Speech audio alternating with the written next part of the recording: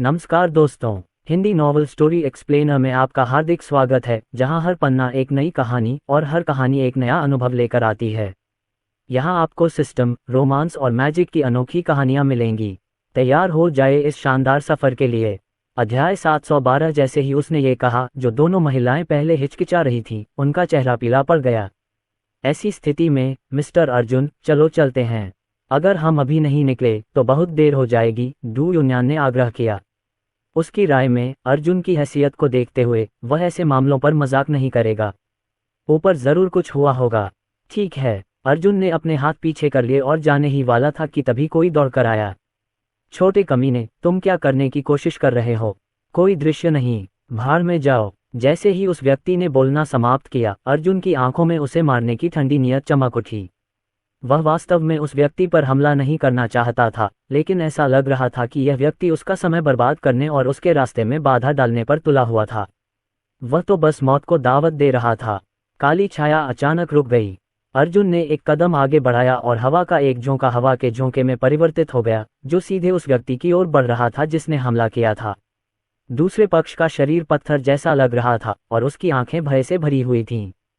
चल दर। अर्जुन ने और अधिक समय बर्बाद नहीं करना चाहा और शीघ्रता से पर्वत से नीचे उतर आया। डू यूनियन और चेन शिया ने उस आदमी को उत्सुकता से देखा जो उनके सामने रुका था। हालांकि उन्हें संदेह था, लेकिन उन्होंने इस बारे में ज्यादा नहीं सोचा और जल्दी से अर्जुन का पीछा किया। उन तीनों के चले जाने के बाद दूसरा आदमी दौड़कर आया। युवा मास्टर फैंग, आप। इससे पहले कि वह बोलना समाप्त कर पाता, एक सिर जमीन पर गिर पड़ा और खून से लथपथ लाश उस आदमी की बाहों में गिर पड़ी। तभी पूरे पहाड़ पर भयानक चीख गूंज उठी। उड़ान के 2 5 7 8। डू यूनियन और चेन शिया को एहसास हो गया था कि अर्जुन कितना ठंडा था। उन्होंने अर्जुन से बातचीत करने के लिए विषय खोजने की कोशिश की, लेकिन उसका जवाब 5 शब्दों से ज्यादा नहीं था। असहाय होकर उन दोनों ने अर्जुन से बातचीत जारी नहीं रखी। यूनियन, क्या तुमने नहीं कहा कि वह स्कूल में प्रोफेसर था? ऐसा क्यों लगता है कि वह थोड़ा अजीब है? वह तो बोलता भी नहीं है। हम उन 2 लोगों के साथ सूर्योदय देखने चले गए होते, चेन जिया ने शिकायत की। डू यूनियन ने जल्दी से चेन जिया का मुंह बंद कर दिया और फुसफुसाया, ऐसी बातें मत कहो। मिस्टर अर्जुन की पहचान खास है।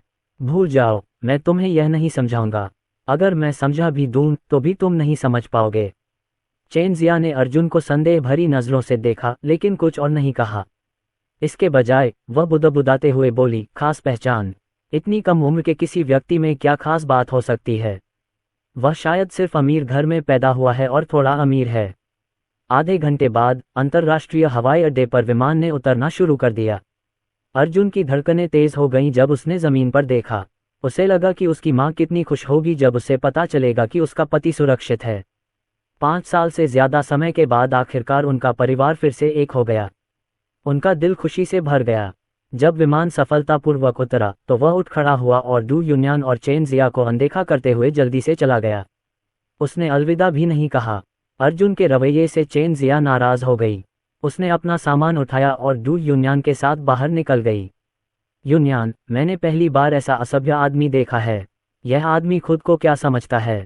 हम उसके साथ बहुत दोस्ताना व्यवहार कर रहे थे। डू यूनियन असहाय होकर मुस्कुराए। उसे समझ नहीं आ रहा था कि वह क्या समझाए। गुस्सा मत हो, चलो। मिस्टर अर्जुन को शायद कोई जरूरी काम है, इसलिए वो ऐसे हैं। चूंकि वह हमें अलविदा नहीं कहना चाहता, तो चलिए हम उसे अलविदा कह देते हैं। जब चेन शिया ने यह सुना तो उसकी अभिव्यक्ति और भी अजीब हो गई। उसने डू यूनियन के माथे को छूने के लिए हाथ बढ़ाया। यूनियन, तुम्हें क्या हुआ? मुझे ऐसा क्यों लग रहा है कि तुम इस आदमी से डर रही हो? भले ही यह आदमी अमीर और ताकतवर हो, तुम्हें ऐसा करने की जरूरत नहीं है। राजधानी में चाचा का रुतबा भी बहुत अच्छा माना जाता है। और इससे पहले कि चेन जिया अपनी बात पूरी कर पाती, उसकी आवाज़ अचानक बंद हो गई, क्योंकि उसे एहसास हुआ कि कुछ ही दूरी पर दर्जनों सैनिक वर्दी पहने हुए थे, सभी सावधान की मुद्रा में खड़े थे। उनमें से हर एक की आवाज़ खतरनाक थी, जिससे आसपास के लोग परेशान और असहज महसूस कर रहे थे। ये लोग कौन थे और यहाँ क्यों आए थे? ऐसा लग रहा था कि वे किसी चीज़ या किसी का इंतजार कर रहे थे। फिर समूह के सभी लोग एक ही समय पर एक ही दिशा में देखने लगे। वे अर्जुन को देख रहे थे। तभी चेन शिया को एहसास हुआ कि एयरपोर्ट पर लोगों की संख्या बहुत कम थी। ऐसा लग रहा था जैसे एयरपोर्ट खाली हो गया हो। जो लोग उसी उड़ान में थे, उन्हें कर्मचारियों के एक समूह द्वारा अन्य मार्गों पर ले जाया गया। कुछ कर्मचारी पहले तो उन्हें ढूंढने गए थे, लेकिन जब उन्होंने देखा कि वे अर्जुन का पीछा कर रहे हैं तो वे उन्हें बताने नहीं आए। ये दृश्य बहुत अजीब था। अचानक लड़ाकू वर्दी पहने लोगों का समूह सावधान की मुद्रा में खड़ा हो गया और एक स्वर में सलामी देने लगा। ड्रैगन आत्मा हुआक्सिया के युद्ध देवता को बधाई देता है। उनकी आवाजें बहुत तेज और गूंजदार थीं, और चेन शिया के कान के पर्दे लगभग फट गए। युद्ध देवता, यह क्या था? चेन जिया का चेहरा पीला पड़ गया। इस समय डू यून्यान की आंखें चौड़ी हो गईं और उसने अवचेतन रूप से अपना मुंह ढक लिया। वह अर्जुन की मेजर जनरल के रूप में पहचान जानती थी और इसी वजह से उसने उससे संपर्क किया। हालांकि उसने यह नहीं सोचा था कि अर्जुन अजय युद्ध देवता होगा। पिछले एक महीने से उसके बारे में विभिन्न हलकों में खबरें घूम रही थीं। हालांकि उसके पास ज्यादा जानकारी नहीं थी, लेकिन उसके सामने का दृश्य बहुत कुछ कह रहा था। इस समय अर्जुन थोड़ा हैरान था। उसे उम्मीद नहीं थी कि उसे उठाने वाला पहला व्यक्ति ड्रैगन सोल होगा। दरअसल यह अजीब नहीं था। जब वह विमान में चढ़ा तो उसे अपनी पहचान बतानी पड़ी। वह कम प्रोफाइल रखना चाहता था, लेकिन ड्रैगन सोल की सूचना प्रणाली ने उसे तुरंत ट्रैक कर लिया। समूह के नेता महेश राव और कृतिका थे। अर्जुन ने पास आकर शांति से कहा, मेरे साथ ऐसा मत करो। आज तुम कोई मिशन नहीं कर रहे हो। अपने आदमियों को पीछे हटने के लिए कहो। महेश राव हल्की खांसी से बोला, अर्जुन, जब आप हुआक्सिया लौटे तो आपने मुझे फोन क्यों नहीं किया? उस व्यक्ति ने मुझसे कहा था कि चाहे कोई भी तूफान क्यों न आए, कुनलुन पर्वत पर एक विशेष विमान आपका इंतजार कर रहा होगा।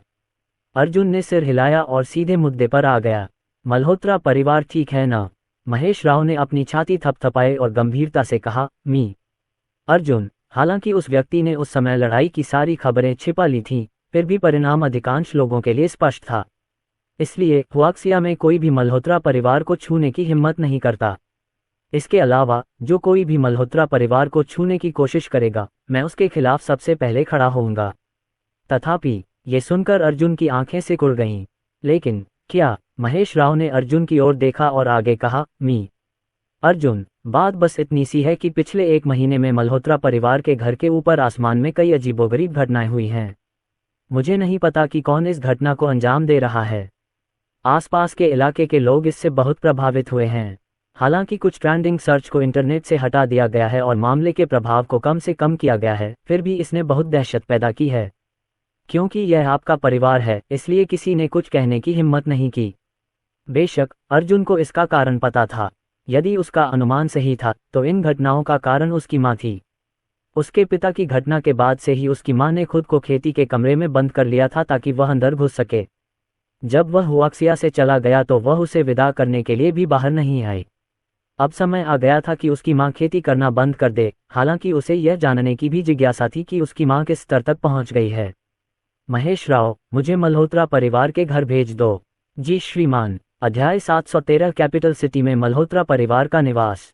जब कार रुकी तो अर्जुन को लगा कि कोई अदृश्य हत्या का इरादा उसकी ओर कर रहा है। हालांकि ये जल्दी ही खत्म हो गया। अर्जुन को पता था कि वे डाक हॉल से थे। कुनलुन पर्वत पर जाने के बाद उन्होंने राजवीर राणा को निर्देश दिया कि वे मल्होत्रा परिवार के निवास में घुसने की हिम्मत करने वाले किसी भी व्यक्ति को मार डालें। उनकी मां रोशनी और अन्य लोगों की सुरक्षा बिना शर्त सुनिश्चित की जानी थी। जब वे कार से उतरे तो मल्होत्रा परिवार के घर के मुख्य द्वार पर पहरा दे रहे डाक हॉल विशेषज्ञों ने अर्जुन को देखा और उनकी आंखें खुशी से चमक उठीं। हॉल मास्टर वापस आ गया था। हालांकि वे प्रवेश द्वार पर सिर्फ पहरेदार थे। मल्होत्रा परिवार अब पहले जैसा नहीं रहा। यहां तक कि मार्शल आर्ट के ग्रैंड मास्टर और हुआक्सिया के शीर्ष विशेषज्ञों को भी उनसे बातचीत करते समय सम्मानपूर्वक व्यवहार करना पड़ता था। ये हॉल मास्टर की महिमा थी। नमस्कार, जय हो गुरु। अर्जुन ने सिर हिलाया। उठो, तुमने इस दौरान बहुत मेहनत की है। हॉल मास्टर, यह मुश्किल नहीं था। अर्जुन ने उन्हें कुछ गोलियां दी और गंभीरता से कहा, आप में से कुछ लोग सफलता पाने से बस एक कदम दूर हैं। ये गोली आपको जल्द से जल्द सफलता पाने में मदद कर सकती है। इस बदलाव के बाद आप जाकर अपनी सफलताओं की तैयारी कर सकते हैं। धन्यवाद, हॉल मास्टर। वे अपने हाथों में रखी औषधीय गोलियों को अत्यंत कट्टरता से देख रहे थे। हॉल मास्टर द्वारा दी गई कोई भी चीज निश्चित रूप से बहुत मूल्यवान होगी। इस समय मल्होत्रा परिवार के निवास की गहराई से एक सफलता की आभा उभरी। उसी समय आसमान में काले बादल छा गए और बिजली चमकने लगी। कोई टूटकर गिर गया है। अर्जुन ने अब संकोच नहीं किया और दौड़कर अंदर गया। वह समझ सकता था कि यह सफलता अत्यंत अस्थिर थी, फिर भी यह व्यक्ति बलपूर्वक आगे बढ़ रहा था। और यदि व्यक्ति लापरवाह होगा तो उसे भारी कीमत चुकानी पड़ेगी। शीघ्र ही अर्जुन एक साधना कक्ष के सामने पहुंच गया। इस बार साधना कक्ष में वास्तव में दरारें दिखाई दी, क्योंकि भीतर से हिंसक आभा तेज ब्लेड की तरह बाहर निकली। आम लोगों के लिए वहां पहुंचना असंभव था। अपने सामने अस्त व्यस्त वातावरण को महसूस करते हुए अर्जुन को यकीन हो गया कि जो व्यक्ति दीवार तोड़कर आगे बढ़ रहा है वह उसकी माँ विमला है। सबसे महत्वपूर्ण बात यह है कि आभा से वह यह बता सकता था कि वह अमर आरोहण क्षेत्र में प्रवेश करने का प्रयास कर रही थी। हुआक्सिया में आध्यात्मिक ऊर्जा कम थी और उसकी माँ के पास संसार कब्रिस्तान जैसा कोई स्वर्ग विरोधी खजाना नहीं था। वह इतनी जल्दी साधना कैसे कर सकती थी? उसके पास इस विषय पर विचार करने का समय नहीं था, क्योंकि जब उसने आकाश में गरजते बादलों को देखा तो उसका दिल धड़कने लगा। उनकी माँ की सफलता अत्यंत खतरनाक थी। यह एक पतली रस्सी पर चलने जैसा था। अगर वह सावधान न रहती तो उसकी आत्मा नष्ट हो जाती। इस बीच साधना कक्ष में विमला पालथी मारकर बैठी थी। उसका चेहरा पीला पड़ गया था और उसके मुंह के कोने से खून बह रहा था। पिछले कुछ महीनों से वह साधना और सफलता प्राप्त करने में लगी हुई थी। जिन चीजों से वह पहले नफरत करती थी, अब वही चीजें उसे हासिल करनी थीं। उस दिन ध्रुव मल्होत्रा को इंद्रजीत लिन ले गया था और अर्जुन घायल हो गया था, जिससे विमला को यह एहसास हुआ कि ये दुनिया कितनी क्रूर है। यदि किसी के पास ताकत नहीं है तो वह केवल अपने आसपास के लोगों को कष्ट सहते हुए देख सकता है। यद्यपि अर्जुन की शक्ति असाधारण थी, फिर भी विमला नहीं चाहती थी कि उसके बेटे को फिर से चोट पहुंचे। कम से कम अगर वह काफी मजबूत होती तो वह अपने बेटे के लिए परेशानी खड़ी नहीं करती और वह अपने पति को उस जगह से बचा पाती। छोटे चेन, जब मैं अमर उत्थान क्षेत्र में प्रवेश करूंगा तो मैं तुम्हें खोजने के लिए कुनलुन पर्वत पर जाऊंगा। विमला ने अपने दांत पीसकर रक्त की एक बूंद बाहर निकाली और अपने पीछे लगी बेड़ियों को तोड़ने की कोशिश की। हालांकि उसे जल्द ही एहसास हो गया कि इस बार राज्य की बाधा बहुत कठिन थी और वह इसे तोड़ नहीं सकती थी। उसी समय अचानक आसमान से बिजली गिरी।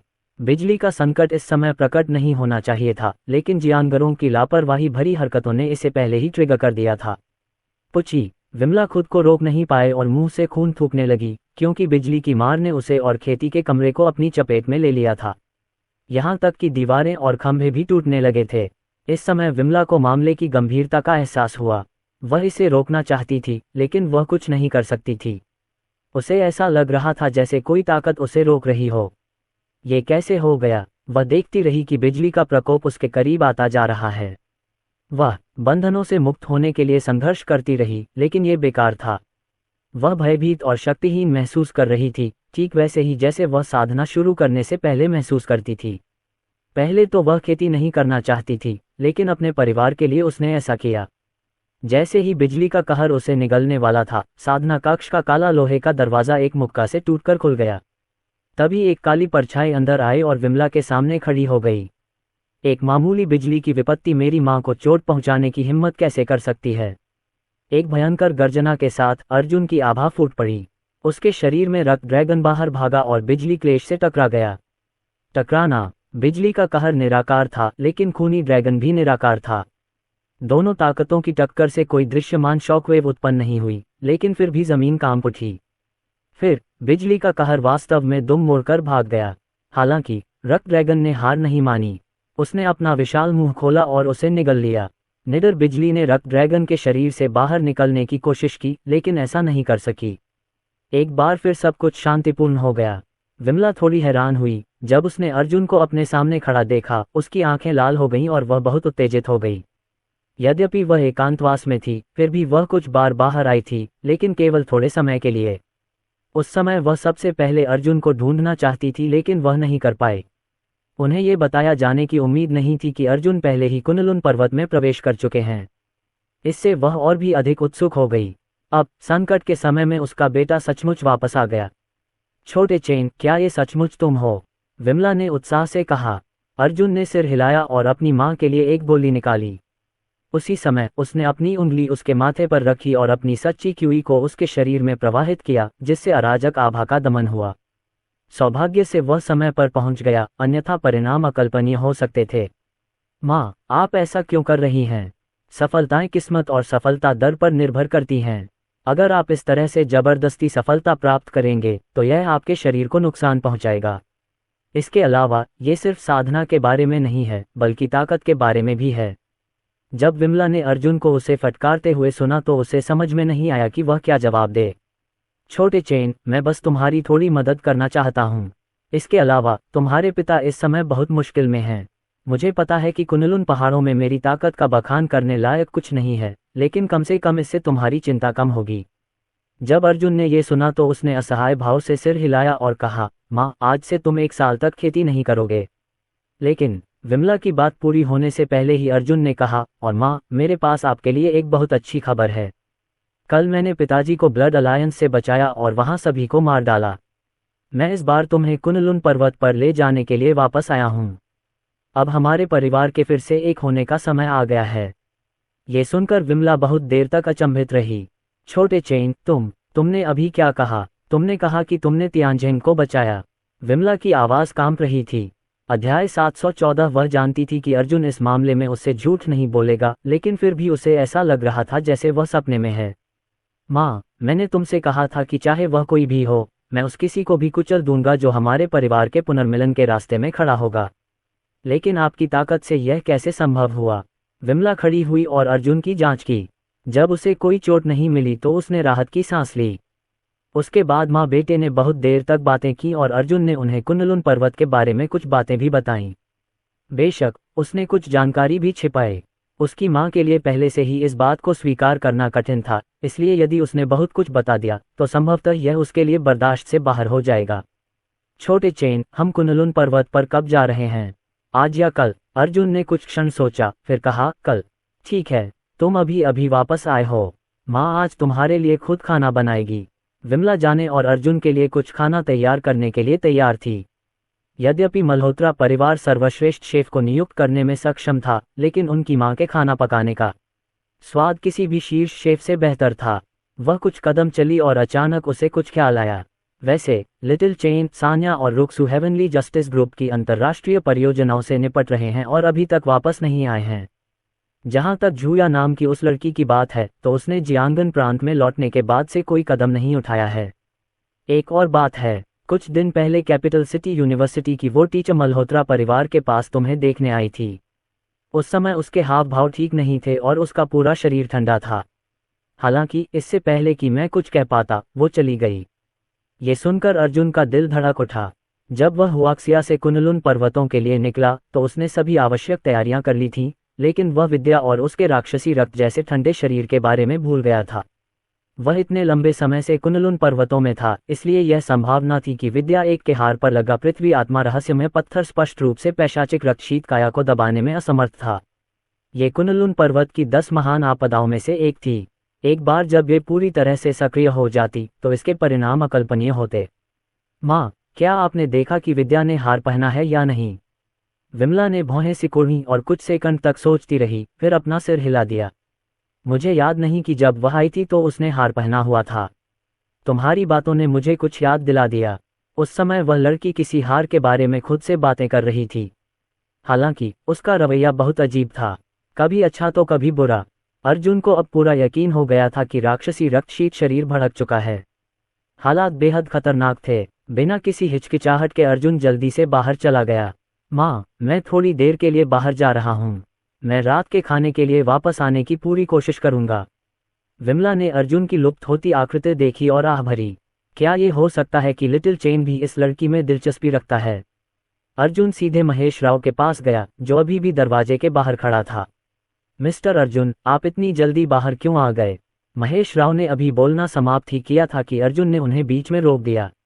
मुझे एक व्यक्ति को खोजने में मदद करें। इस व्यक्ति का नाम विद्या है, जो कैपिटल सिटी यूनिवर्सिटी में अंग्रेजी की शिक्षिका है। ऐसा करने के लिए अपने सभी अधिकार और प्रभाव का उपयोग करें। महेश राव दंग रह गए। ये पहली बार था जब उन्होंने श्री अर्जुन को इतना बेचैन देखा था। बिना किसी हिचकिचाहट के उन्होंने कार से एक लैपटॉप निकाला और फिर उनके फिंगरप्रिंट और आइरिस सत्यापन को प्रमाणित किया। स्वर्गीय नेत्र प्रणाली सक्रिय हो गई और विद्या की जानकारी स्क्रीन पर दिखाई देने लगी, जिसमें बताया गया कि उसे अंतिम बार कब और कहां देखा गया था। हालांकि सिस्टम केवल 3 दिन पहले की घटना को ही ट्रैक कर सका। अर्जुन, ये थोड़ा अजीब है। स्वर्गीय नेत्र को 3 दिन पहले से ही उसका ठिकाना पता है, लेकिन 3 दिन बाद ऐसा लगता है कि वह धरती के चेहरे से गायब हो गई है। यदि स्वर्गीय नेत्र उसे नहीं ढूंढ सकता तो हुआक्सिया की सरकार में कोई भी नहीं ढूंढ सकता। अर्जुन को पता था कि वह अब तकनीक की शक्ति का उपयोग नहीं कर सकता, इसलिए वह जल्दी से कार की ड्राइवर सीट पर बैठ गया। मैं बाहर जा रहा हूँ। मैं यहाँ से यूनिवर्सिटी तक की ट्रैफिक लाइट तुम्हारे ऊपर छोड़ता हूँ। मेरे लिए रास्ता साफ करो। हाँ मिस्टर अर्जुन। तभी अर्जुन ने एक्सीलेटर दबाया और कार तेजी से भाग निकली। पूरे रास्ते ट्रैफिक लाइटें हरी हो गईं और सिर्फ 15 मिनट में अर्जुन कैपिटल सिटी यूनिवर्सिटी के शिक्षक अपार्टमेंट में पहुंच गया। उसके पास लिफ्ट का इंतजार करने का समय नहीं था, इसलिए उसने अपनी सच्ची क्यूई को अपने पैरों में लगाया और बार बार ऊपर की ओर छलांग लगाए। जल्द ही वह 10वीं मंजिल पर विद्या के अपार्टमेंट के सामने पहुंच गया। बिना किसी हिचकिचाहट के उसने खिड़की का कांच तोड़ दिया और अंदर चला गया। जैसे ही अर्जुन ने अंदर कदम रखा, उसे लगा कि जमीन बर्फ से ढकी हुई है और ऐसा लगा जैसे वह 1000 साल पुरानी बर्फ की गुफा में प्रवेश कर गया हो। यहाँ तक कि आसपास के वातावरण में भी उतार चढ़ाव था। किसी ने इस जगह को बंद करने और बाहरी दुनिया की नज़र से दूर रखने के लिए एक तकनीक का इस्तेमाल किया था। बर्फ पिघलती नहीं थी। क्या यह विद्या हो सकती है? क्या फींडिश ब्लड कोल्ड काया इस हद तक जागृत हो गई थी कि वह तकनीकों का इस्तेमाल कर सकती थी? क्या राक्षसी रक्तशीत शरीर ने विद्या को पूरी तरह निगल लिया था? धत्तेरी की! अर्जुन का दिल घबरा गया। उसने चारों ओर नजर घुमाई और तुरंत सोफे पर उसके कपड़े का एक टुकड़ा देखा। महान दाव खोज तकनीक ही उसका एकमात्र मौका था। अर्जुन ने अपनी उंगलियों से एक हाथ की मुहर बनाई और कुछ जपता रहा। जैसे जैसे वह तेजी से जपता गया, रून संघनित होते गए, जो फिर कपड़े के टुकड़े के साथ ऊपर तैरने लगे और फिर वे दोनों हरे रंग में जलने लगे। अब अर्जुन ने अपनी उंगली काटी और रक्तसार की एक बूंद बाहर निकाली। जब रक्तसार लपटों से टकराया तो लपटें भड़क उठीं और उसके मन में एक छवि उभरी। एक युवा लड़की पैरों को मोड़कर बैठी थी। उसकी आभा बहुत तेज थी और वह बहुत शक्तिशाली थी और उसके आसपास का वातावरण अपार्टमेंट से भी ज्यादा ठंडा था। यह एक विशाल बर्फ शहर की तरह था और वह विद्या को अंतहीन ठंडी ऊर्जा का सेवन करते हुए देख सकता था। विद्या के चेहरे पर कभी ठंडक थी तो कभी संघर्ष।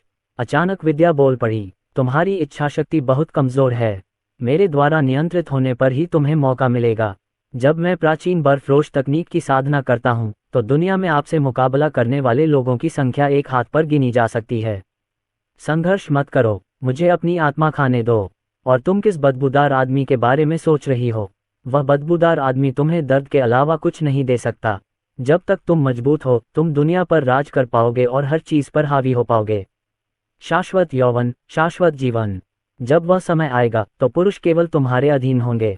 यदि आप विरोध करना जारी रखते हैं तो मैं केवल बलपूर्वक आपकी इच्छा को खा सकता हूँ। विद्या ने अचानक अपनी आंखें खोलीं और उनमें से एक बर्फीली ठंडक निकली जिससे दिल की धड़कन बढ़ गई। अर्जुन को एहसास हो गया कि विद्या के खूनी शरीर ने उसे खोज लिया है। यह नज़र उसके लिए एक चेतावनी थी। तुमने मुझ पर जासूसी करने की हिम्मत की। मुझे परवाह नहीं कि तुम कौन हो, लेकिन जल्दी से अपनी तकनीक वापस ले लो, अन्यथा 1-11 तुम्हें ढूंढ लेगा और तुम्हें एक अनंत बर्फ की मूर्ति में बदल देगा। जैसे ही उसने बोलना समाप्त किया, उसकी राक्षसी शैतानी मंशा सभी दिशाओं में फैल गई और एक भयानक कंपन तुरंत पूरे क्षेत्र में फैल गया। कमरा अध्याय 715। अर्जुन ने अपनी आंखें खोलीं और उनका रक्त उमड़ पड़ा। बहुत शक्तिशाली शैतानी खूनी काया ने विद्या पर लगभग पूरी तरह से कब्जा कर लिया था। अगर ऐसा ही चलता रहा तो विद्या की इच्छाशक्ति और चेतना गायब हो जाएगी। ऐसा होने नहीं दिया जा सकता। अर्जुन ने अपनी मुट्ठियां भींच लीं और फिर से महेश राव का नंबर डायल किया। महेश राव, क्या 100 मील के दायरे में कोई बर्फ की मूर्ति प्रदर्शनी या बर्फ के शहर हैं? कोई ऐसी जगह जहां तापमान बहुत कम हो? 1 मिनट से भी कम समय में, यानी 20 सेकंड में, महेश राव ने कॉल वापस की। अर्जुन, किसी ने कैपिटल सिटी के गौजूंग इलाके में एक भूमिगत बर्फ का शहर बनाया है। ये सैकड़ों उच्च स्तरीय शीतलन उपकरणों द्वारा संचालित है और वहां का तापमान बेहद कम है। इसके अलावा कुछ दिन पहले वहां एक हत्या हुई थी, इसलिए अधिकारियों ने इसे पहले ही सील कर दिया है। अर्जुन को लगभग यकीन था कि राक्षसी रक्तशीत शरीर वहां मौजूद था। फोन रखने के बाद अर्जुन की निगाहें ठंडी हो गईं। शैतानी खून ठंडा शरीर। मैं देखना चाहता हूं कि कुनलुन पहाड़ों में अनगिनत लोगों को डराने वाला अस्तित्व कितना शक्तिशाली है। गौजूंग भूमिगत बर्फ शहर। जब अर्जुन वहां पहुंचे तो उन्हें अंदर से ऊर्जा की एक लहर बाहर निकलती हुई साफ महसूस हुई। उसने दरवाजा खोला और उसके सामने अनगिनत सजीव बर्फ की मूर्तियां खड़ी थीं। हालांकि अर्जुन यहां बर्फ की मूर्तियों की प्रशंसा करने के लिए नहीं था, इसलिए वह जल्दी से अंदर चला गया, जहां यह और भी ठंडा हो गया। उसे ठंड से बचने के लिए 9 स्वर्ग रहस्यमय सूर्य तकनीक को प्रसारित करने के लिए मजबूर होना पड़ा। यह अत्यंत असुविधाजनक था। जब वह केंद्र पर पहुंचा तो अचानक ठंडी हवा चलने लगी और एक ठंडी हत्या की मंशा ने अर्जुन को घेर लिया। राक्षसी रक्त शीत काया प्रकट हुई थी। अर्जुन ने दर्जनों बर्फ की तलवारें अपनी ओर उड़ती देखीं। अर्जुन ने ठंडी सांस ली और ड्रैगन स्लेयर हेवन तलवार चला दी। इन बर्फीली तलवारों की शक्ति अकेले ही संत राजा के दायरे तक पहुंच चुकी थी, इसलिए वह अपनी सतर्कता में ढील नहीं दे सकता था। टकराना। दोनों हमलों ने संपर्क स्थापित किया और तलवार की अनगिनत किस्में सभी दिशाओं में फैल गईं, जिससे फर्श और दीवारों में छेद हो गए। उसी समय आसपास की बर्फ की मूर्तियां भी नष्ट हो गईं। इसी समय एक आकृति अंधेरे से बाहर निकली। वह एक युवा महिला थी, जिसके लंबे बाल एक साधारण पोनीटेल में बंधे हुए थे। उसने एक साधारण खाकी विंड ब्रेकर और एक जोड़ी जीन्स पहन रखी थी। हालांकि उसकी निगाहें और आभा हड्डियों तक ठंडी थीं, यहाँ तक कि इस भूमिगत बर्फ शहर से भी अधिक ठंडी। विद्या, या यूं कहें कि यह पैशाचिक रक्त शीतकाया थी। तुम्हें नहीं आना चाहिए था। मैंने इस लड़की से वादा किया था कि मैं तुम्हें नहीं मारूंगा, लेकिन अब जब तुम यहाँ हो तो मुझे खतरा महसूस हो रहा है और मुझे तुम्हें मारना होगा। अगर मैं गलत नहीं हूं तो आप ही थे जिन्होंने अभी मुझ पर जासूसी करने के लिए उस तकनीक का इस्तेमाल किया था, है ना? उसकी आवाज़ में कोई गर्मजोशी नहीं थी। अर्जुन ने एक कदम आगे बढ़कर अपनी हत्या की मंशा प्रकट की। मैं तुम्हें विद्या को उसके शरीर पर नियंत्रण पाने का केवल एक मौका दूंगा। तुम और वह एक शरीर हैं, फिर भी तुम विद्या की इच्छा और चेतना को नष्ट करना चाहते हो और उसे अपने कब्जे में लेना चाहते हो। क्या ये बहुत ज़्यादा नहीं है? अगर तुम सहमत नहीं हो तो मुझे तुम्हारे साथ निपटने के लिए मजबूर होना पड़ेगा। युवती ने अपनी गर्दन ऊपर उठाए और कहा, तुम्हें इस दुनिया के नियम मुझसे बेहतर पता होने चाहिए। वह लड़की एक यूनिवर्सिटी टीचर है। मेरी राय में यह बहुत शर्मनाक है। मैं उसे इतना मजबूत बना सकती हूँ कि वह कुनलुन पर्वत से ऊपर खड़ी हो जाए।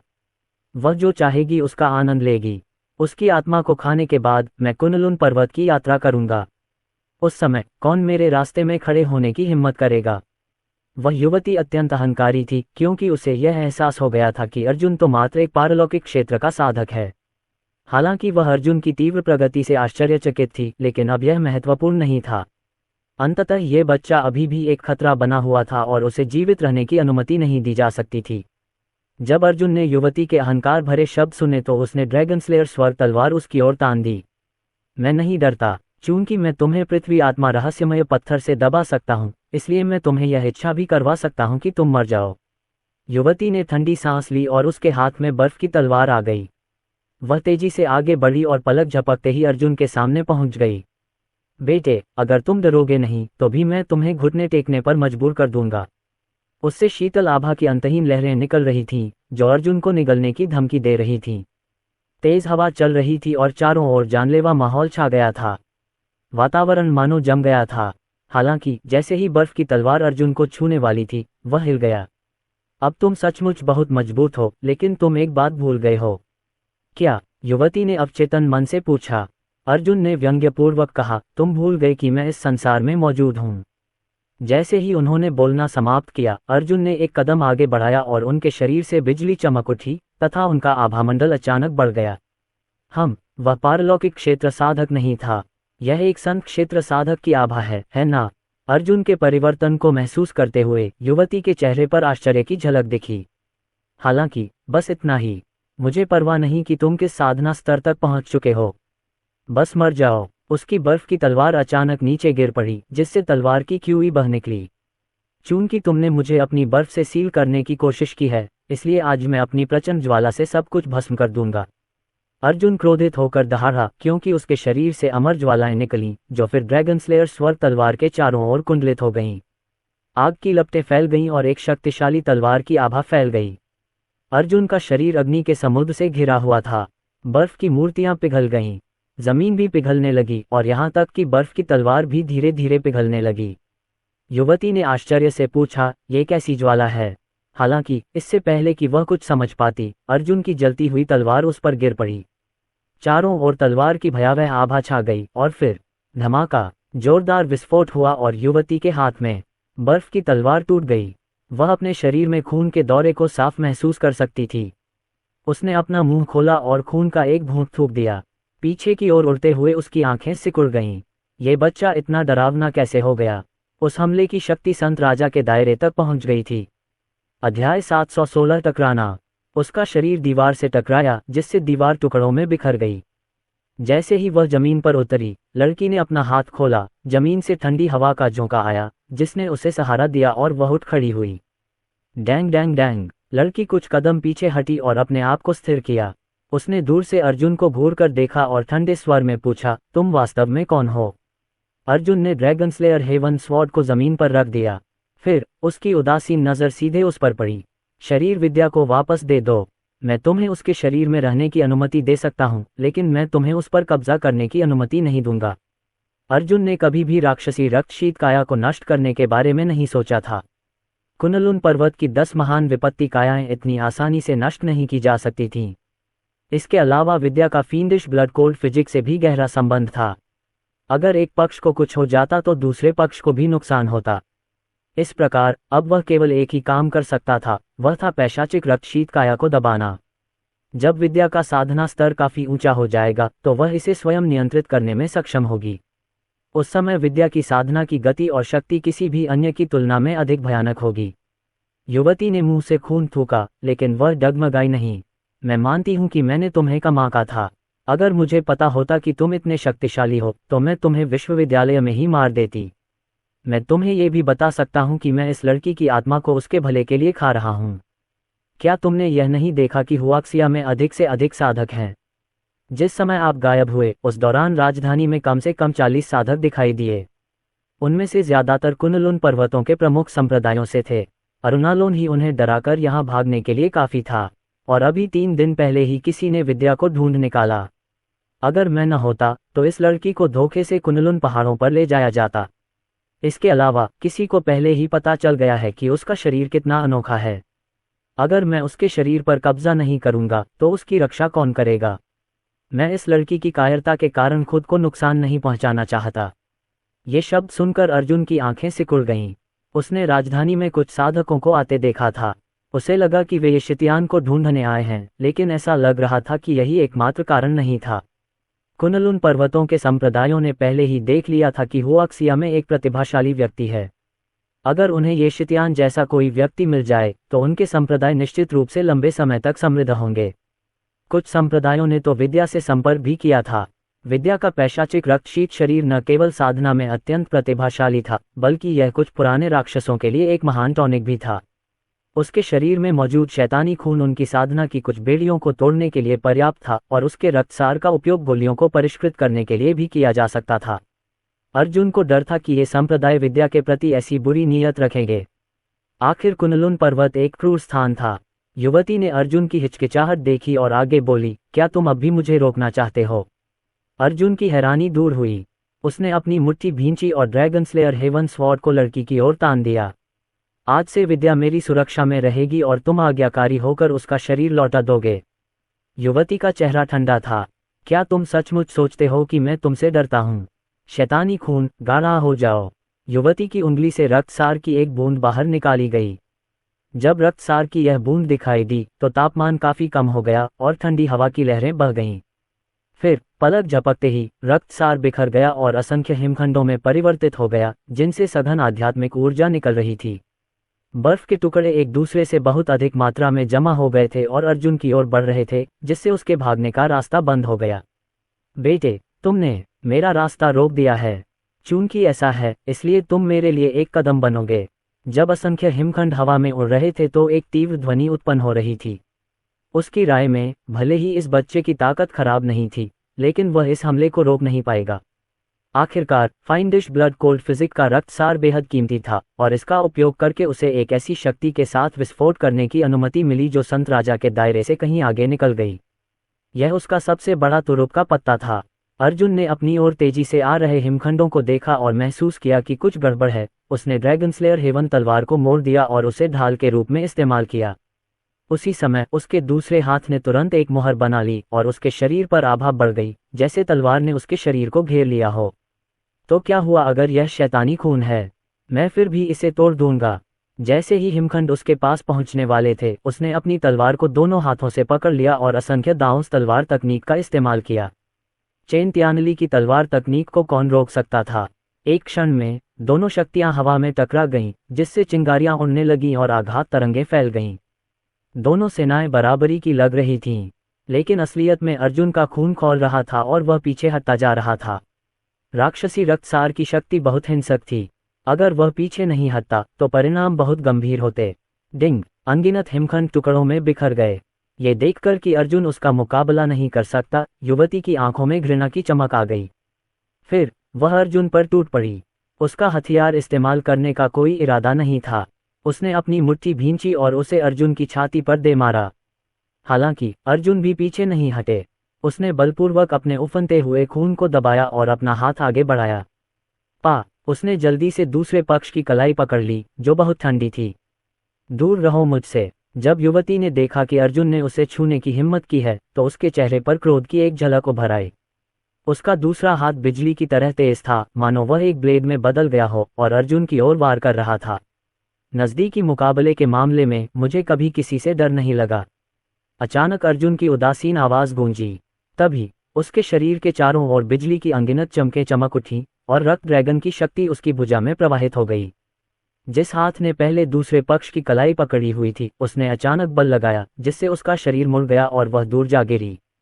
उसने उम्मीद नहीं की थी कि एक साधक इस तरह से लड़ेगा, इसलिए वह आश्चर्यचकित थी। हालांकि जैसे ही उसका शरीर मुड़ा, उसने उसकी छाती की ओर एक लात मारी। अर्जुन ने पीछे हटने की कोशिश नहीं की। इसके बजाय वह आगे झुका और अपने प्रतिद्वंद्वी की कलाई को फिर से पकड़ लिया और उसका दाहिना हाथ आगे की ओर बढ़ा। उसका शरीर दूर धकेल दिया गया और वह बर्फ की दीवार से टकरा गई। हालांकि यह अंत नहीं था।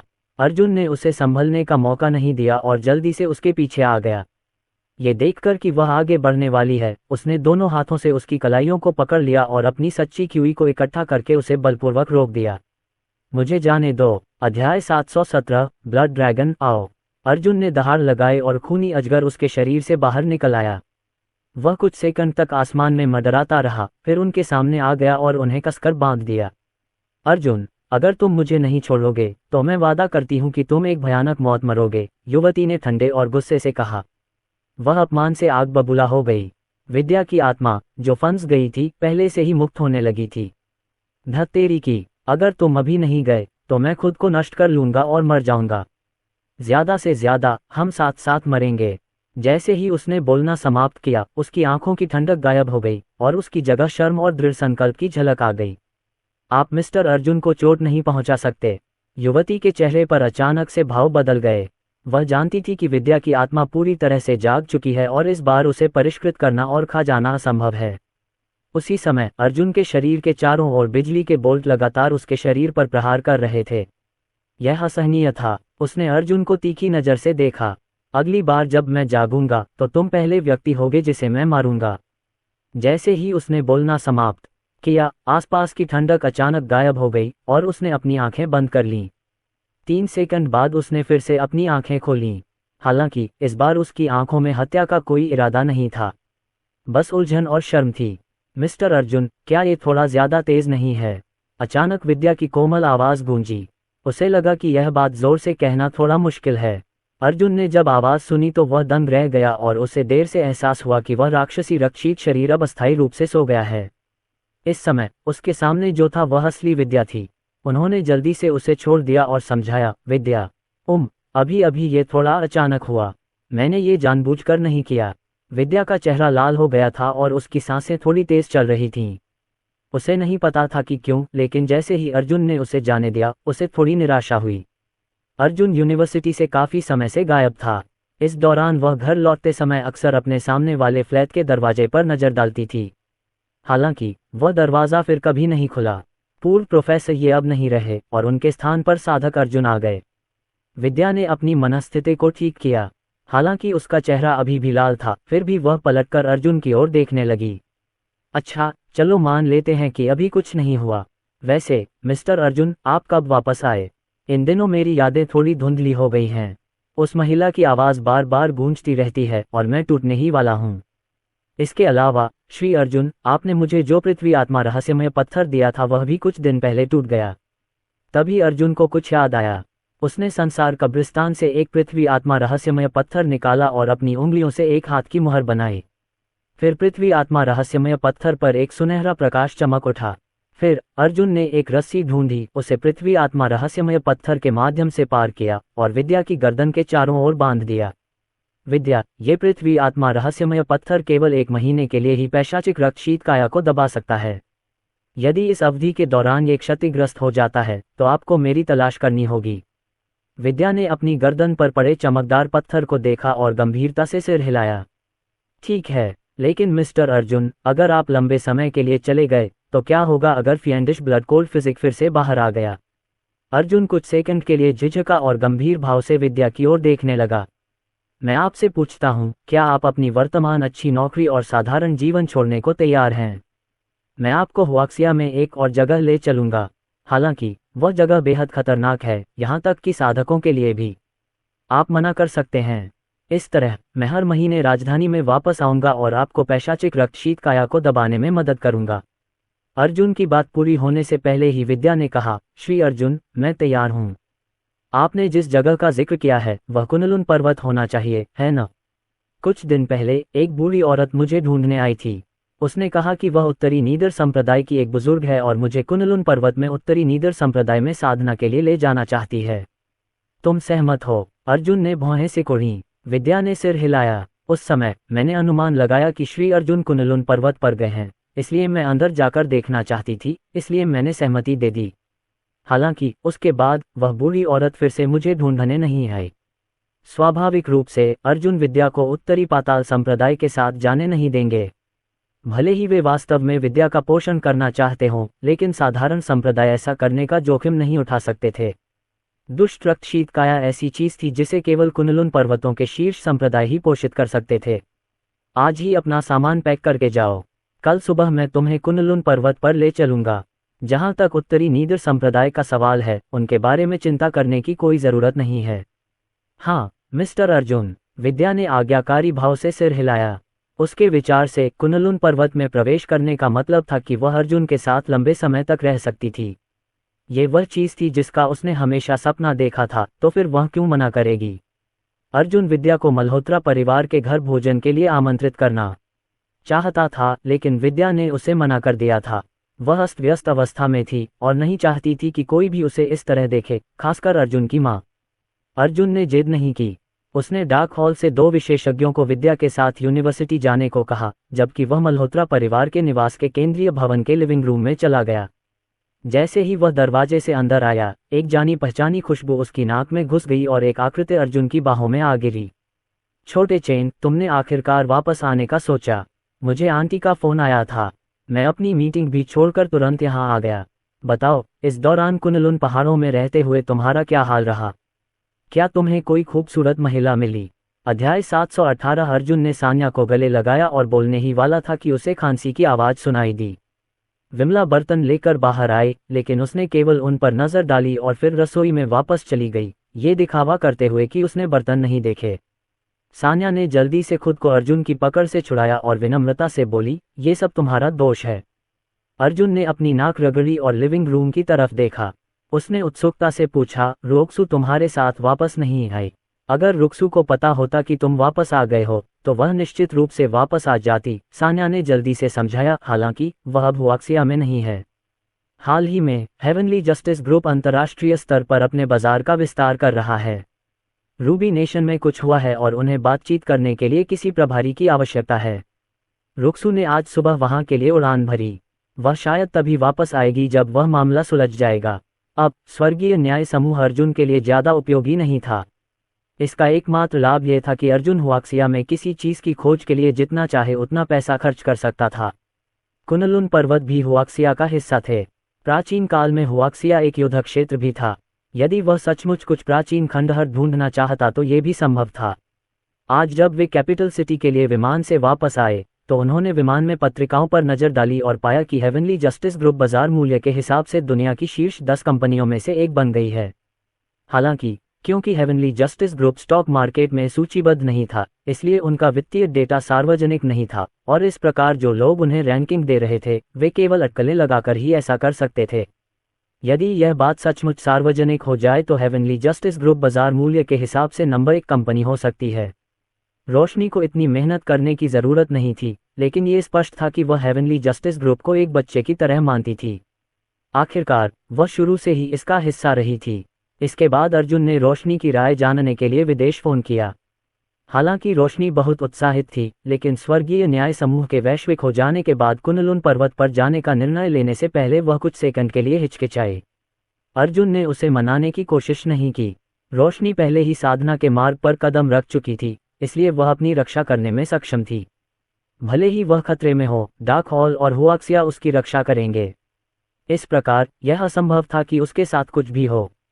एक बार जब स्वर्गीय न्याय समूह वैश्विक हो गया तो रजत शेनॉय नियंत्रण करने में सक्षम हो जाएगा। कुन-लुन पर्वत पर गुरु के मामलों को निपटाने के बाद वह रोशनी को तपोवन आश्रम ले आए। फोन रखने के बाद उसने सान्या की ओर देखा और गंभीरता से पूछा, सान्या, क्या तुम मेरे साथ कुन-लुन पर्वत पर चलने को तैयार हो? जब सान्या ने कुन-लुन पर्वत का नाम सुना तो उसने उत्सुकता से पूछा, छोटे चेन, क्या ये वही जगह है जिसके बारे में तुमने मुझे रिवर सिटी में बताया था? तुम 5 साल के लिए गायब हो गए और इस जगह पर आ गए। हाँ। जब सान्या ने अर्जुन की यह बात सुनी तो उसके मुंह के कोनों पर मुस्कुराहट उभर आई। ऐसी स्थिति में मैं जरूर जाऊंगा। मैं इसे छुट्टी की तरह मनाऊंगा। मैं ये भी देखना चाहता हूं कि वह जगह कैसी है। अर्जुन ने सिर हिलाया, तैयार हो जाओ, हम कल सुबह निकलेंगे। सान्या कुन-लुन पर्वत के बारे में उत्सुक थी और बोली, अर्जुन, क्या कुन-लुन पर्वत में धूप खतरनाक है? क्या आपको लगता है कि मुझे ड्रेस पहननी चाहिए? क्या मुझे धूप का चश्मा पहनना चाहिए? क्या वे सनब्लॉक बेचते हैं? अर्जुन अवाक रह गया। सान्या के मन में हजारों सवाल थे। वह लगातार बोलती रही। ये स्पष्ट था कि उसने इस यात्रा को वाकई एक छुट्टी की तरह माना। सौभाग्यवश विमला बाहर आए और उसने उनसे खाने का आग्रह किया, इसलिए वे रुक गए। दिन अब बहुत शानदार था। पहली बार अर्जुन ने अपनी मां के चेहरे पर मुस्कान और उत्साह देखा। ये स्पष्ट था कि वह कल तक का इंतजार नहीं कर सकती थी। उसी समय कुन-लुन पर्वतमाला में हजारों मील तक फैली एक पर्वत श्रृंखला में, पर्वत श्रृंखला की चोटी पर 170 एकड़ क्षेत्र में एक संप्रदाय स्थापित था। संप्रदाय के प्रवेश द्वार के सामने एक विशाल चट्टान थी और उस पर 2 प्राचीन अक्षर उत्कीर्ण थे। दाओ संप्रदाय। ये वही दाओ संप्रदाय था जिसने एक बार अर्जुन के गुरु के दानतियन को अपंग कर दिया था और उन्हें मार्शल आर्ट की दुनिया से निष्कासित कर दिया था। दाओ संप्रदाय के मुख्य हॉल में एक वृद्ध आकृति एक गोलाकार मंच पर पैर मुड़े बैठी थी, जिस पर सुनहरे ड्रैगन के नमूने उकेरे गए थे और जिसकी आभा बहुत प्रभावशाली थी। इस गोल मंच के चारों ओर 10 से अधिक शक्तिशाली विशेषज्ञ थे, जिनमें से सबसे कमजोर एक संत राजा क्षेत्र विशेषज्ञ था, जबकि सबसे मजबूत मूल राजा क्षेत्र में पहुंच गया था। ये भयानक था। हालांकि ऐसे विशेषज्ञ केवल गोल मंच पर बूढ़े व्यक्ति के सामने अपना सिर झुका सकते थे। ऐसा इसलिए था क्योंकि बूढ़ा व्यक्ति दाओ संप्रदाय का संप्रदाय गुरु था। उनकी शक्ति और स्थिति अडिग थी।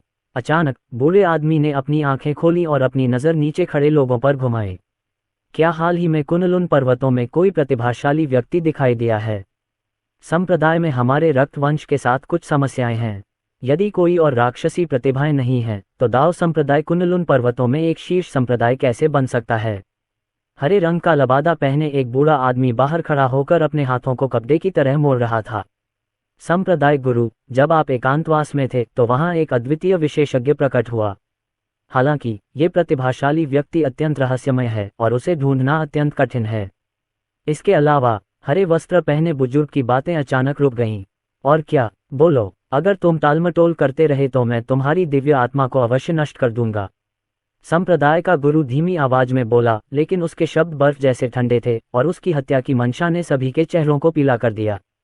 जब हरे वस्त्र पहने बूढ़े व्यक्ति ने यह सुना तो वह इतना भयभीत हो गया कि उसने घुटनों के बल बैठकर जल्दी से कहा, संप्रदाय गुरु, इस अद्वितीय विशेषज्ञ का नाम ये शितयान है और उसकी ताकत अथाह है। कुन-लुन पर्वत के कई संप्रदाय उससे डरते हैं। पहले ऐसी अफवाहें थीं कि अरुण केवल एक अमर आरोही क्षेत्र साधक था, लेकिन जल्द ही कई संप्रदायों को पता चला कि अरुण संत राजा क्षेत्र में पहुंच गया था।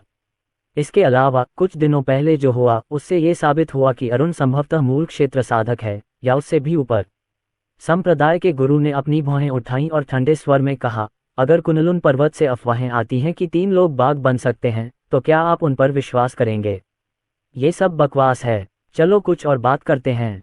हरे वस्त्र पहने बुजुर्ग ने कहा, नहीं नहीं नहीं संप्रदाय गुरु, मैंने भी पहले ऐसा ही सोचा था। हालांकि कुछ ही समय बाद अरुण ने एक बेर के फूल की शाखा से रक्त गठबंधन और जैनहाई संप्रदाय को आसानी से नष्ट कर दिया और यहाँ तक कि उनके संप्रदाय के गुरुओं को भी मार डाला। इतनी ताकत के साथ अरुण वाकई मूल क्षेत्र को पार कर गया होगा। इसके अलावा वह मुश्किल से 20 साल से ज्यादा का है। कुनलुन पर्वत अब आतंक की स्थिति में है और उन छोटे संप्रदायों ने संप्रदाय के पास के सभी बेर के फूलों के पेड़ों को भी काट दिया है।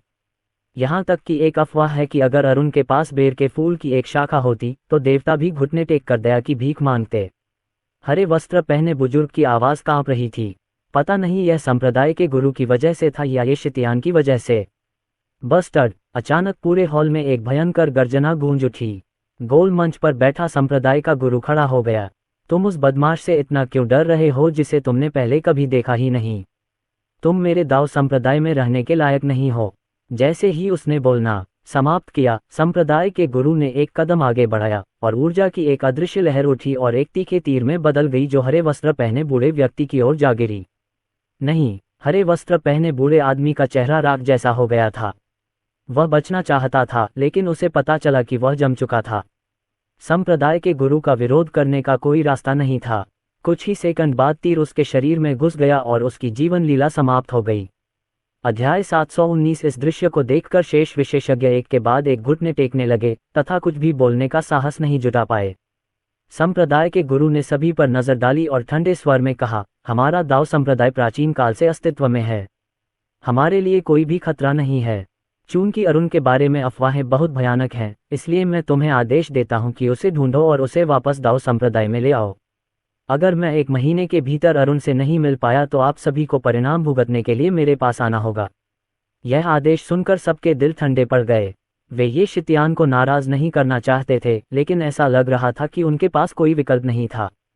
हाँ, संप्रदाय गुरु। संप्रदाय के गुरु ने सिर हिलाया। उसके बाद उन्होंने कहा, ये शितियान के अलावा क्या कुछ और महत्वपूर्ण हुआ था उन कुछ महीनों के दौरान जब मैं एकांत में था? समूह चुप हो गया। अचानक एक बूढ़ा आदमी खड़ा हुआ और अपने हाथों को कप के आकार में मोड़ते हुए बोला, संप्रदाय गुरु, आपसे संबंधित कुछ है? बोलना। बकरी दाढ़ी वाले बूढ़े व्यक्ति ने आगे कहा, पिछले कुछ दिनों में दाओ संप्रदाय के कुछ शिष्यों ने जैड ग्रीन पर्वत के पास डुआन हुआयन को देखा है। बहुत संभावना है कि वह वध की भूमि में प्रवेश कर गया है। जब संप्रदाय के गुरु ने डुआन हुआयन का नाम सुना तो उनके शिष्य सिकुड़ गए। जिस डुआन हुआयन की आप बात कर रहे हैं वह मेडिकल भगवान संप्रदाय का संप्रदाय गुरु है। बकरी दाढ़ी वाले बूढ़े आदमी ने सिर हिलाया। हम संप्रदाय के गुरु ने ठंडी आवाज में कहा, अगर मुझे सही से याद है तो मैंने तुमसे खरपतवार और जड़ों को मिटाने के लिए कहा था। मेडिकल गॉड संप्रदाय अभी भी क्यों मौजूद है? बकरी दाढ़ी वाले बूढ़े व्यक्ति की अभिव्यक्ति अजीब हो गई। सर, हमने मेडिकल गॉड संप्रदाय को नष्ट करने के लिए लोगों को भेजा था। हालांकि जब तक हम पहुंचे तब तक मेडिकल गॉड संप्रदाय कुछ समय के लिए पहले ही त्याग दिया गया था। हर कोई गायब हो गया था। हमारी जांच के आधार पर वे भाग गए। आखिरकार संप्रदाय के गुरु ने उस समय डुआन हुआयन के डेंटियन को तोड़ दिया था और उसे अपंग बना दिया था। उसने खबर सुनी होगी, इसलिए उसने मेडिकल गॉड संप्रदाय को छोड़ दिया और अपने शिष्यों के साथ चला गया। हमने मूल रूप से इन लोगों को खोजने की योजना बनाई थी, लेकिन हमें उम्मीद नहीं थी कि डुआन हुआयन वध की भूमि में प्रवेश करेगा। हालांकि यह हमारे नज़दीक है, लेकिन वध की भूमि हमेशा से बहुत परेशानी वाली रही है। मैं केवल शिष्यों को उसका पीछा करने के लिए भेज सकता हूँ। इसके अलावा हमें यह भी खबर मिली कि डुआन हुआयन के नश्वर मूल शिष्य अर्जुन ने भी कुनलुन पर्वत में प्रवेश किया है। किसी कारण से डुआन हुआयन पिछले 5 वर्षों से इस बच्चे में बहुत रुचि रखता था। वह एक बार इस शिष्य को 100 संप्रदायों के पास ले गया और उसे शिष्य के रूप में स्वीकार करने के लिए कहा। दुर्भाग्य से उसे सभी ने अस्वीकार कर दिया। वह बच्चा मार्शल आर्ट की साधना के लिए बिल्कुल भी उपयुक्त नहीं था। क्या हमें उस बच्चे को खत्म कर देना चाहिए? जब संप्रदाय के गुरु ने यह सुना तो उन्होंने व्यंग्य किया, डुआन हुआयन और वह घटिया नश्वर जड़ शिष्य एक अच्छे जोड़े हैं।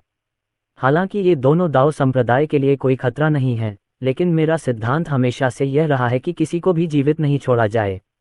मुझे उम्मीद है कि ये दोनों और मेडिकल गॉड संप्रदाय के अन्य शिष्य 30 दिनों के भीतर कुनलुन पर्वत से गायब हो जाएंगे। क्या आप मेरी बात समझ रहे हैं? हाँ, संप्रदाय गुरु। बकरी दाढ़ी वाले बूढ़े आदमी की आंखों में हत्या की नीयत चमक रही थी। संप्रदाय के गुरु ने संतोष में सिर हिलाया। इसके अलावा कुनलुन पर्वतों में वार्षिक प्रतिभा प्रतियोगिता शुरू होने वाली है। दाओ संप्रदाय से कुछ प्रतिभाओं को वहां भेजें। इसके अलावा उस प्रतियोगिता में आने वाले प्रतिभाशाली लोगों पर नजर रखें जिनके पास कोई पृष्ठभूमि नहीं है, लेकिन वे शीर्ष 10 तक पहुंचते हैं। हमारा दाओ संप्रदाय उन सभी को चाहता है। जो लोग अवज्ञा करेंगे उन्हें तुरंत मार दिया जाएगा।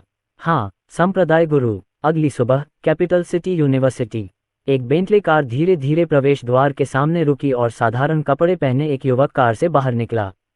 उसकी आभा और रूप रंग ने ही विश्वविद्यालय के प्रवेश द्वार से गुजरने वाली कुछ छात्राओं को रुककर उसकी प्रशंसा करने पर मजबूर कर दिया। बेशक ये युवक अर्जुन था। अर्जुन ने समय देखा और विद्या का हालचाल जानने के लिए शिक्षकों के कमरे की ओर चल दिया। इस समय विद्या ने अभी अभी अपना परिधान चुनना समाप्त किया था और तैयार हो गई थी। फिर उसने अपना पैक किया हुआ सूटकेस अपने साथ खींचा और अर्जुन के संदेश पर नजर डाली। वह लिफ्ट लेने के लिए तैयार होकर बाहर निकल गई। उसने अभी दरवाजा खोला ही था कि उसने देखा कि दरवाजे पर 3 लोग खड़े हैं, एक बूढ़ी औरत और 2 बैंगनी वस्त्रधारी महिलाएं। जब उसने इन 3 लोगों को देखा तो उसका दिल धड़क उठा। ये 3 लोग उत्तरी नीदर संप्रदाय के थे जो कुछ दिन पहले उसे ढूंढने आए थे। उसे लगा कि ये लोग उसे भूल गए हैं और उसने उम्मीद नहीं की थी कि वे इस समय प्रकट होंगे। बैंगनी रंग की 2 महिलाओं की कमर में तलवारें थीं। उनकी आंखें ठंडी थीं और वे अपने आसपास के सभी लोगों को नीची नज़र से देख रही थीं। इससे विद्या बहुत असहज हो गई। तुम कहाँ जाने की योजना बना रहे हो? बूढ़ी औरत ने पूछा। विद्या अवचेतन रूप से कुछ कदम पीछे हट गई। जैसे ही वह दरवाज़ा बंद करने वाली थी, बैंगनी वस्त्र पहने एक महिला ने दरवाजे के किनारे को पकड़ लिया और थोड़ा जोर लगाया, जिससे दरवाज़ा खुल गया। तुमने अपना सामान तैयार किया और इस तरह के कपड़े पहने। क्या ऐसा हो सकता है कि तुम्हें पता था कि हम आ रहे हैं और तुम हमारे साथ उत्तरी निचले संप्रदाय तक आने के लिए तैयार थे? बूढ़ी औरत ने उत्सुकता से पूछा। विद्या ने तुरंत अपना सिर हिलाया। मुझे अभी भी कुछ काम करने हैं। क्या तुम मुझे कुछ और दिन दे सकते हो? बैंगनी वस्त्रधारी महिलाओं में से एक ने आगे बढ़कर अपने हाथ में पकड़ी तलवार विद्या की छाती पर तान दी। यह आपका विशेषाधिकार है कि उत्तरी नेदर संप्रदाय आपको अपने साथ ले जाने को तैयार है। किसी भी चर्चा की कोई आवश्यकता नहीं थी। इसके अलावा आपकी कचरा खेती के साथ आप अभी भी हमारे साथ बातचीत करने की हिम्मत रखते हैं। यद्यपि तलवार की म्यान अभी भी वहीं थी, फिर भी ऊर्जा की एक लहर विद्या की छाती से टकराई, जिससे वह पीछे की ओर लड़खड़ा गई और जूते की अलमारी पर गिर गई। हालांकि उसने कुछ साधना का अभ्यास किया था, इन उत्तरी निचले लोगों की तुलना में संप्रदाय साधकों के लिए वह महत्वहीन थी। बैंगनी वस्त्र पहने महिला ने विद्या की ओर देखा और व्यंग्यात्मक लहजे में कहा, ऐसा मत सोचो कि तुम्हारा वंश विशेष है इसलिए तुम महत्वपूर्ण हो। आज हम उत्तरी नीदर संप्रदाय में लौटने की तैयारी कर रहे हैं। भले ही तुम जाना न चाहो, तुम्हें जाना ही होगा। विद्या थोड़ी नाराज थी। वह फील्डिश ब्लड कोल्ड फिजिक को बुलाना चाहती थी, लेकिन कल की घटना के बाद वह थोड़ी देर के लिए चुप हो गई थी। धत्तेरी की, वह केवल बूढ़ी औरत को देखकर ही कह सकी, मुझे बस कुछ घंटे दे दो। कुछ घंटों के बाद मैं निश्चित रूप से कुनलुन पर्वत पर जाऊंगी। बूढ़ी औरत ने विद्या की ओर देखा, उसकी आंखें शांत थीं। फिर उसने कहा, तुमने बहुत ही आकर्षक कपड़े पहने हैं, इसलिए मुझे डर है कि तुम किसी छोटे प्रेमी से मिल रही हो। साधना में पुरुषों और महिलाओं के बीच प्रेम एक बहुत बड़ी वर्जना है। तुम्हारा रूप बहुत ही आकर्षक है, एक लोमड़ी की तरह। यदि तुम उत्तरी निचले संप्रदाय में जाती हो तो तुम शायद मधुमक्खियों और तितलियों को आकर्षित करोगी और उन पुरुष शिष्यों की साधना में रुचि खत्म कर दोगी। चूंकि ऐसा है, जुओ या इस लड़की की सुंदर उपस्थिति को नष्ट कर दो। बूढ़ी औरत बेहद बदसूरत थी, इसलिए वह स्वाभाविक रूप से इतनी सुंदर महिला को उत्तरी निचले संप्रदाय में प्रवेश करने की अनुमति नहीं देगी। निस्संदेह उसका रूप बिगाड़ना ही सबसे अच्छा विकल्प था। वैसे भी विद्या जैसी चींटी उसके फैसले पर सवाल उठाने के लायक नहीं थी। हाँ, बड़े बैंगनी वस्त्र पहने जुओ या नामक महिला की आंखें ठंडी हो गईं। उसने अपनी तलवार कमर पर वापस रखी और धनुष की मुद्रा में खड़ी हो गई। फिर उसने अपनी असली क्यूई को अपनी हथेली में डाला और विद्या को थप्पड़ मारने की कोशिश की। जैसे ही हथेली विद्या के पास पहुंची, डिंग, लिफ्ट का दरवाजा अचानक खुला और सबके सामने साधारण कपड़े पहने एक युवक प्रकट हुआ। अध्याय 720 अर्जुन बिना किसी भाव के अपने हाथ में सिगरेट लेकर खेल रहा था। उसने विद्या का नीचे इंतजार करने की योजना बनाई थी। आखिरकार विद्या ने उसे संदेश भेजा था कि वह जल्दी ही नीचे आ जाएगी। हालांकि पूरे 5 मिनट तक इंतजार करने और सिगरेट पीने के बाद भी उसका कोई पता नहीं चला। चूंकि वह कोई समय बर्बाद नहीं करना चाहता था, इसलिए उसने उसे जल्दी से जल्दी ऊपर लाने के लिए लिफ्ट ली। हालांकि उन्हें यह दृश्य देखने की उम्मीद नहीं थी। जैसे ही लिफ्ट का दरवाजा खुला, अर्जुन को लगा कि कुछ गड़बड़ है। आध्यात्मिक ऊर्जा में उतार चढ़ाव। एक क्षण में ही उसका चेहरा पूरी तरह उदास हो गया। उसकी नज़र विद्या पर भी थी, जो बहुत ही दयनीय और खतरनाक स्थिति में थी। विद्या, जो जूते की अलमारी के पास गिरी हुई थी, ने स्वाभाविक रूप से अर्जुन को भी देखा। जैसे कि वह जीवन रक्षक तिनका पकड़ रही हो, वह जल्दी से चिल्लाई, अर्जुन। जब झुओया ने यह आवाज़ सुनी तो उसने ठंडी सांस ली और अचानक अपनी ताकत बढ़ा दी। जैसे ही हथेली विद्या के चेहरे को छूने वाली थी, अचानक हवा के फटने की आवाज़ गूंजी और एक सिगरेट हवा में झुओया की ओर फैल गई। हवा में तीखी आवाज़ें और तीव्र चिंगारियां भी निकल रही थीं। झुओया ने स्वाभाविक रूप से अपने पीछे खतरे को भांप लिया और चकमा देने की कोशिश की, लेकिन बहुत देर हो चुकी थी। पुची, सिगरेट झुओया के हाथ में एक तीखे तीर की तरह चुभ गई, जिससे उसका हाथ लाल हो गया। उसी समय सिगरेट से एक अदृश्य शक्ति फूट पड़ी और वह फट गई, जिससे झुओया एक लकड़ी की मेज से टकरा गई। टकरा जाना, लकड़ी की मेज टूट गई और लकड़ी के टुकड़े और मलबा हर जगह उड़ गया। तभी अर्जुन की आकृति चमकी और उसने विद्या को उठा लिया, जिससे उनके और उत्तरी पाताल संप्रदाय के साधकों के बीच 10 मीटर से अधिक की दूरी बन गई। अर्जुन ने विद्या के पीले चेहरे पर नजर डाली और अपनी मुट्ठियां भींच लीं। उसने चिंता से पूछा, क्या उन्होंने तुम्हें चोट पहुंचाई? जब विद्या ने अर्जुन को देखा तो उसका बेचैन दिल बैठ गया। उसने बार बार अपना सिर हिलाया। अर्जुन, अभी नहीं, लेकिन अगर तुम कुछ सेकंड बाद आते तो मेरा चेहरा खराब हो जाता। वे उत्तरी नीदर संप्रदाय से हैं जो पिछली बार मुझे ढूंढने आए थे। विद्या ने उन तीनों को भयभीत दृष्टि से देखा और अर्जुन के थोड़ा करीब झुक गई, जिससे उसे थोड़ा सहज महसूस हुआ। बड़ी बहन, दूसरी बैंगनी वस्त्रधारी महिला अपने होश में आई और झुओया को उठाने के लिए जल्दी से अपार्टमेंट में प्रवेश कर गई।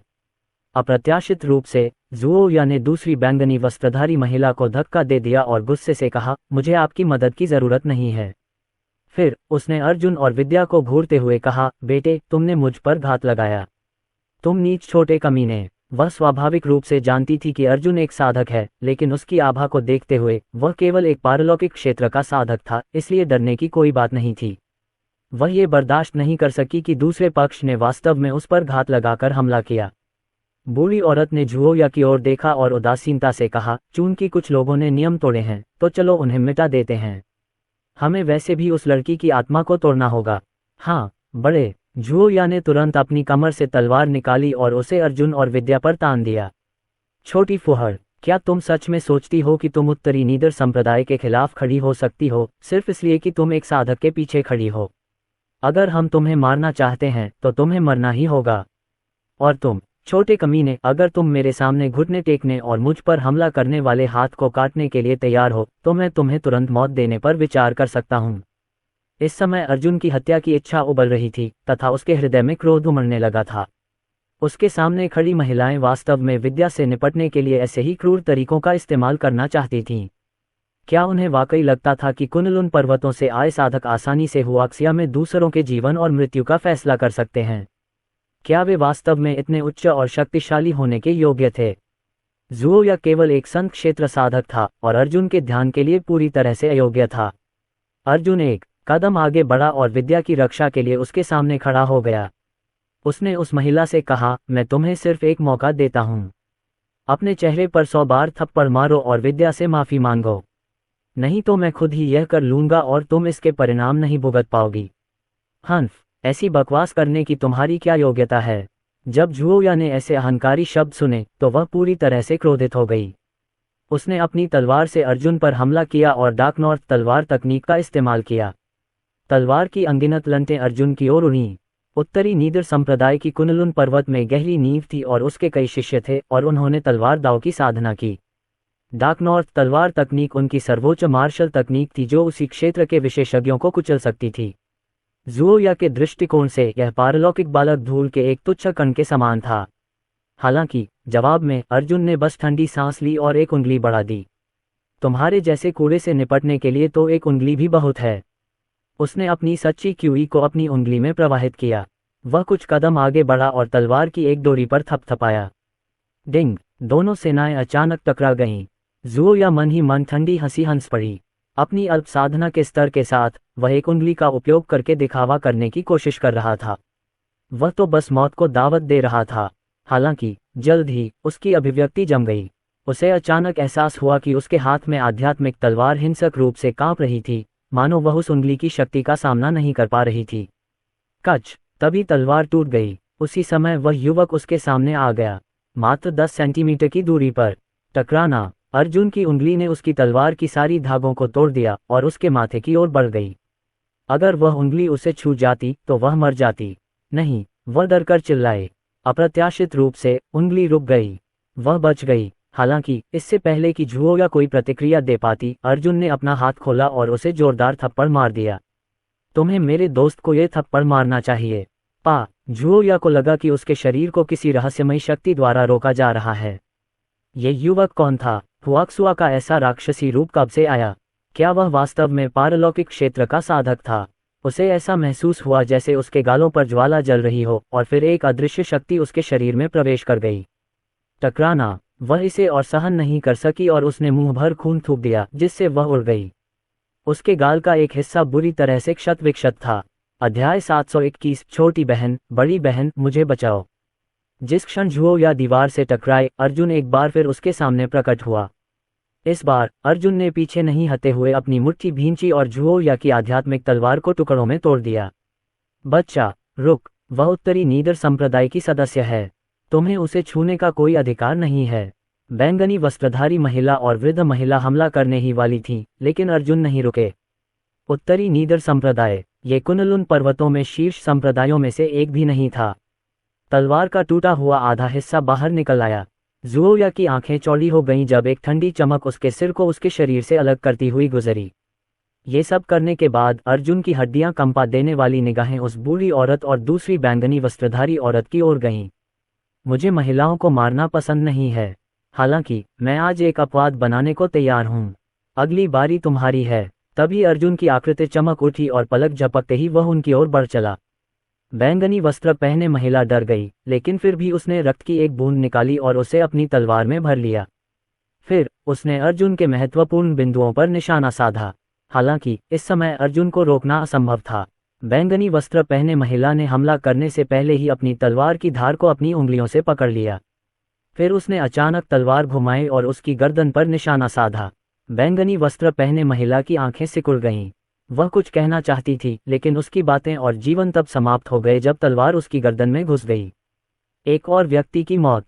बुढ़िया के चेहरे पर गंभीरता छा गई। उसे अर्जुन की ताकत का एहसास हो गया। उसके हाथ की छड़ी तुरंत पतली तलवार में बदल गई। बच्चे, यदि आप उत्तरी नीदरलैंड संप्रदाय को अपमानित करते हैं तो आप कभी भी शांति से आराम नहीं कर पाएंगे। पतली तलवार कांप उठी और उससे निकली तलवार की क्यू एक विशाल सांप में परिवर्तित हो गई जो अर्जुन की ओर झपटा। ये क्रूर एवं रक्तपिपासु था। बूढ़ी औरत स्पष्ट रूप से एक संत राजा क्षेत्र विशेषज्ञ थी। अर्जुन ने नाक सिकोड़ी और उसके हाथ में सूर्य विभाजन तलवार प्रकट हुई, जिसके बाद उसने असंख्य दाउंस तलवार तकनीक का प्रयोग किया। उसी समय अनगिनत बिजली के बोल्ट हवा में भर गए और रक्त ड्रैगन की शक्ति उसके शरीर में भर गई। तलवार की अनगिनत लंटें बूढ़ी औरत की ओर उड़ी, जिसका चेहरा अब तक बदल चुका था। उसने तलवार की क्यूई की लटों को रोकने की बहुत कोशिश की, लेकिन उनकी संख्या बहुत अधिक थी। पुची, तलवार की क्यूई उसके शरीर में घुस गई, जिससे वह बहुत ही दयनीय स्थिति में पागलों की तरह पीछे हट गई। उसका दिल उथल पुथल हो गया था। हुआक्सिया के एक बच्चे में कुनलुन पर्वत के साधकों के खिलाफ लड़ने की शक्ति कैसे हो सकती है? क्या ये बच्चा भी कुनलुन पर्वत से हो सकता है? बूढ़ी औरत ने फिर से अर्जुन की तरफ देखा। इस समय अर्जुन एक रक्त ड्रैगन से घिरा हुआ था और उसके हाथ में तलवार थी। उसका आभामंडल दबंग था। जरा ठहरिए। अचानक बूढ़ी औरत को कुछ एहसास हुआ। उसकी आंखें लाल हो गई थीं। वह अर्जुन के हाथ में तलवार को घूर रही थी। उसके चारों ओर बिजली चमक रही थी और वह खूनी अजगर। ये सब तो बहुत परिचित था। आप ये शितियन हैं। अचानक शिक्षक के अपार्टमेंट की 10वीं मंजिल पर आश्चर्य की चीख गूंज उठी। बूढ़ी औरत की आवाज कांप रही थी। वह जानती थी कि अरुण कितना खतरनाक था। ये व्यक्ति कुनलुन पर्वतों के 100 संप्रदायों के लिए दुर्लभ था। वह अचानक यहाँ क्यों आ गया था? लानत है। वृद्ध महिला ने अर्जुन को अपनी ओर आते देखा और उसका हृदय भय से भर गया। प्लॉप, वह तुरंत घुटनों के बल बैठ गई। भगवान, मुझे नहीं पता था कि यह लड़की आपकी है। कृपया मुझे जाने दें। अर्जुन अपनी चाल में रुक गया। उसे उम्मीद नहीं थी कि बूढ़ी औरत उसे ये शिटियन के रूप में पहचान लेगी। हालांकि बिजली के बोल्ट, रक्त ड्रैगन और सूर्य विभाजन तलवार के बारे में सोचते हुए ये वास्तव में बहुत स्पष्ट था। तुम चाहते हो कि मैं तुम्हें जाने दूं? अर्जुन ने शांति से पूछा। प्रभु, मैं आपकी दासी बनने को तैयार हूं। बूढ़ी औरत ने बार बार सिर हिलाया।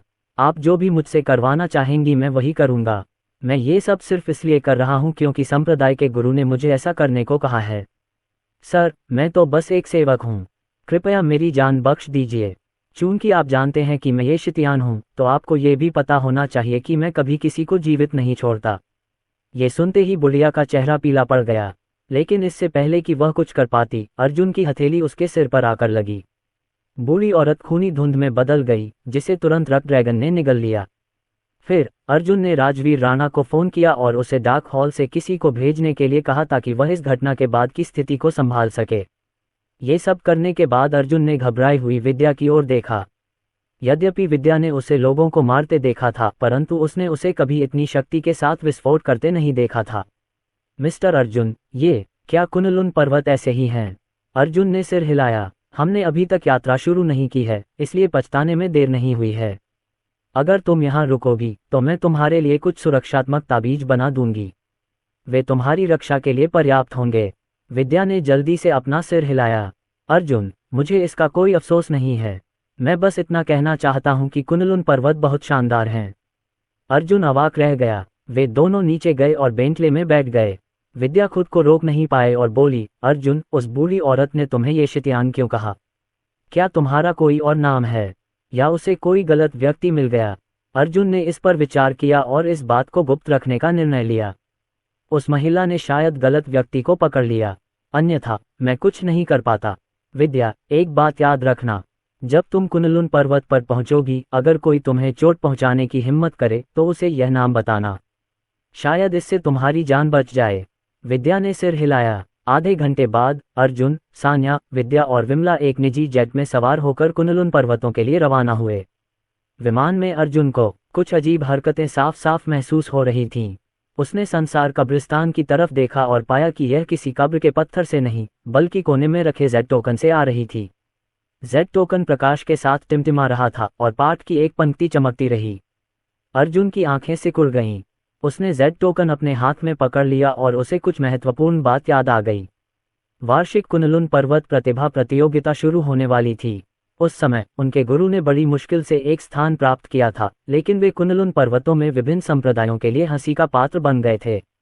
उस समय उनके पास मैदान में उतरने की योग्यता भी नहीं थी। उस समय उनके साथ जो दुर्व्यवहार और अपमान हुआ था, उसे वे आज भी अच्छी तरह याद कर सकते हैं। अगर ईशा ने हस्तक्षेप नहीं किया होता तो वह वहीं मर जाता। ईशा शायद चाहती थी कि इरा उसे प्रेरणा देने के लिए जेड टोकन दे।